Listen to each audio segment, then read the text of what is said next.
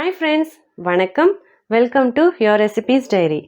நம்ம இன்னைக்கு அதிகமான சத்துக்கள் நிறைஞ்ச சிறுதானியங்கள் வச்சு இட்லி தோசை மாவு எப்படி அரைக்கிறதுன்னு பார்க்க போகிறோம்.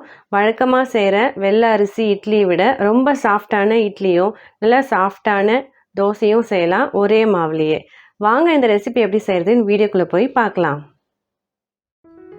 முதல்ல ஒரு அகலமான பாத்திரம் எடுத்துக்கலாம். நான் மெஷரிங் கப்பில் தான் எல்லா பொருட்களையும் அளந்து எடுத்திருக்கேன். ஒரு கப் உளுந்து எடுத்துக்கலாம். அரை கப் கேழ்வரகு சேர்த்துக்கலாம். கேழ்வரகுல அதிகமான புரதச்சத்து இருக்குது, இரும்பு சத்தும் நிறைய இருக்குது. இது போன்ஸும் மசில்ஸும் ஸ்ட்ராங்காக வச்சுக்க உதவும். அடுத்ததாக அரை கப் சிறு சோளம் எடுத்துக்கலாம். இந்த சிறு சோளத்துலேயும் அதிகமான புரதச்சத்து, இரும்பு சத்து, நார் சத்துக்கள் இருக்குது. இது ரத்தத்தில் இருக்கிற சர்க்கரையோட அளவை கண்ட்ரோல் பண்ணுறதுக்கு உதவும். அடுத்ததாக அரை கப் குதிரைவாளி சேர்த்துக்கலாம். அடுத்ததாக அரை கப் வரகரிசி சேர்த்துக்கலாம். இந்த வரகரிசியில் இருக்க வைட்டமின் B12 நம்ம இதயத்தை ஆரோக்கியமாக பார்த்துக்க உதவும். அரை கப் அவல் சேர்த்துக்கலாம். கடைசியாக 1 டீஸ்பூன் வெந்தயம் சேர்த்துக்கலாம். நான் இன்னைக்கு 4 வகையான சிறுதானியங்கள் தான் எடுத்திருக்கேன். நீங்கள் ஒரு முறை இந்த சிறுதானியங்களை வச்சு செய்து பார்க்கலாம். ஒவ்வொரு முறை சிறுதானிய இட்லி தோசை செய்யும் போதும் நீங்கள் வேறு வேறு சிறுதானியங்களை பயன்படுத்திக்கலாம். இப்போ இதில் தண்ணி சேர்த்து ஒரு 2-3 முறை நல்லா அலசி எடுத்துக்கலாம். இப்போ இந்த சிறுதானியங்கள் மூங்குற அளவுக்கு நல்லா தண்ணி ஊற்றிட்டு ஒரு லிட் போட்டு மூடிட்டு 6லேருந்து 8 மணி நேரம் வரைக்கும் நல்லா ஊற விடலாம். சிறுதானியங்களை குறைஞ்சபட்சம் 6 மணி நேரமாவது ஊற விடணும். அப்போ தான் அதில் இருக்கிற சத்துக்கள் எல்லாமே நமக்கு முழுமையாக கிடைக்கும். நான் இதை ஓவர் நைட் ஊற விட்டுருக்கேன். 8 மணி நேரம் ஊற விட்டதுக்கப்புறமா இந்த சிறுதானியங்களை ஒரு கிரைண்டரில் சேர்த்து நல்லா ஸ்மூத்தாக அரைச்சி எடுத்துக்கலாம். வழக்கமாக அரைக்கிற இட்லி மாவை விட நல்லா இந்த அளவுக்கு ஸ்மூத்தாகவே அரைச்சி எடுத்துக்கோங்க. இப்போ இதை ஒரு லிட் போட்டு மூடிட்டு 8 மணி நேரம் புளிக்க விடலாம். 8 மணி நேரத்துக்கு அப்புறமா லிட் ஓப்பன் பண்ணிட்டு பார்க்கலாம். பாருங்கள், மாவு நல்லா பொங்கி வந்திருக்கு. இப்போ நான் இதில் இட்லிக்கு தேவையான மாவு ஒரு பவுலில் தனியாக எடுத்துக்கிறேன். இன்னொரு பவுலில் தோசைக்கு தேவையான மாவு அள்ளி எடுத்துக்கலாம். இப்போ இதில் கொஞ்சமாக சால்ட் சேர்த்து நல்லா கலந்து விட்டுக்கலாம். மீதி மாவை ஃப்ரிட்ஜில் எடுத்து வச்சிடலாம்.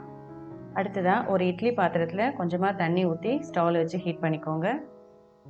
இப்போ நம்ம ஒரு இட்லி பிளேட்டில் எல்லா குழிலையும் எண்ணெய் அப்ளை பண்ணிக்கலாம். இப்போ ஒரு குழிலையும் மாவள்ளி விட்டுக்கலாம். தண்ணி நல்லா சூடானதுக்கு அப்புறமா இந்த இட்லி பிளேட்டை இட்லி பாத்திரத்தில் வச்சுக்கலாம். ஸ்டவ்வை மீடியம் ஃப்ளேமில் வச்சுட்டு 8லேருந்து 10 நிமிஷம் வரைக்கும் வேக விடலாம். இட்லி வந்துட்டு இருக்கிற இந்த சமயத்தில் நான் உங்களுக்கு தோசை ஊற்றி காட்டுறேன். நம்ம தோசைக்காக எடுத்து வச்ச மாவில் கொஞ்சமாக சால்ட் சேர்த்துக்கலாம். கொஞ்சமாக தண்ணி சேர்த்து நல்லா கலந்து விட்டுக்கலாம். வழக்கமாக அரைக்கிற தோசை மாவு கன்சிஸ்டன்சி விட கொஞ்சம் திக்கான கன்சிஸ்டன்சிக்கு கலந்து விட்டுக்கலாம். இப்போ ஒரு தோசைக்கல்லை ஸ்டவ்வில் வச்சு ஹீட் பண்ணிக்கலாம். 1/4 டீஸ்பூன் எண்ணெய் ஊற்றி தோசை போடுற இடம் ஃபுல்லாக நல்லா அப்ளை பண்ணி விட்டுக்கலாம். ஸ்டவ் லோ ஃப்ளேம்லேயே வச்சுட்டு ஒரு பெரிய கரண்டி அளவுக்கு மாவு ஊற்றி மெதுவாக தோசைக்கல்லில் மாவை நல்லா ஸ்ப்ரெட் பண்ணி விட்டுக்கலாம்.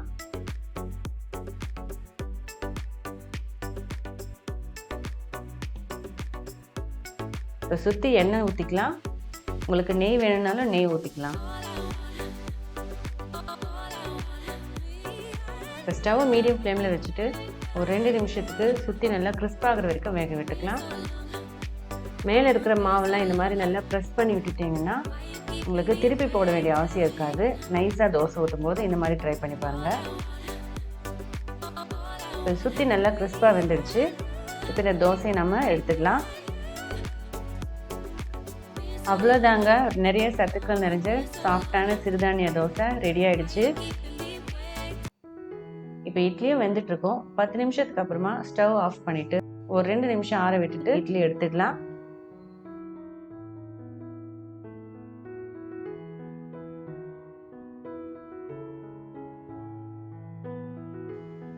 இப்போ பாருங்கள், இது வெள்ளை அரிசி இட்லியை விட எவ்வளோ சாஃப்டாக வந்திருக்கு.